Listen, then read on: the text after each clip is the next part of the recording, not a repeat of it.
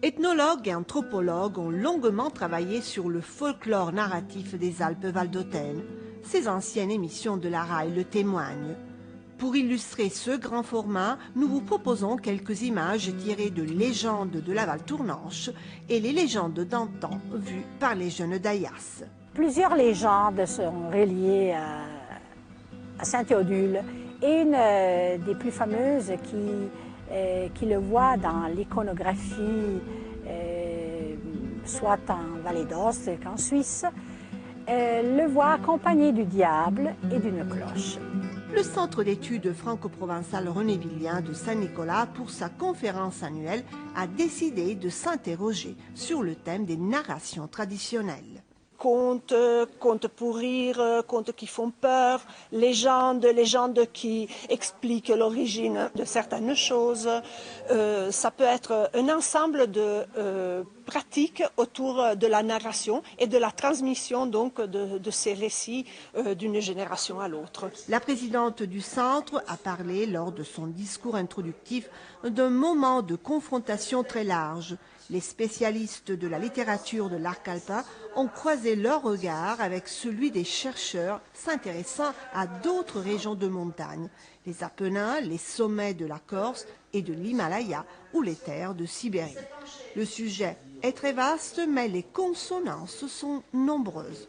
Lia Zola, anthropologue de l'Université de Turin, s'est penchée sur les mythes, les sagas et les légendes ayant un lien avec les changements climatiques.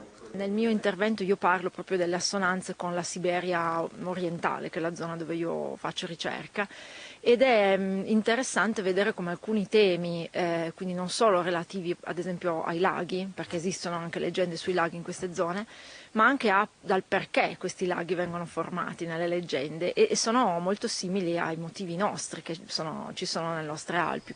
Fabio Armand est un enfant du pays. Il est dialectologue et anthropologue à l'Université de Lyon. Dans ses travaux, ces disciplines s'intègrent aux sciences neurocognitives. On fait en quelque sorte un pont entre l'expérience individuelle vécue par un individu, une expérience de rencontre avec un fantôme ou une fée, et on travaille sur la narrativisation, sur le processus où il transforme en récit son expérience. Nous, on pêche le récit interprété culturellement par la culture de cette personne, on l'analyse et on va au-delà de l'interprétation culturelle pour arriver à la base la plus fondamentale de l'expérience vécue en donnant une réalité très tangible à son expérience. Malgré les problèmes liés au siège et au personnel qui ralentissent les recherches, le centre d'études poursuit ses travaux. En particulier, nous travaillons sur les représentations de l'espace, c'est-à-dire la relation de l'homme au territoire, ce qui se traduit dans une façon particulière d'imaginer et de penser l'espace et aussi de s'exprimer en parlant du territoire.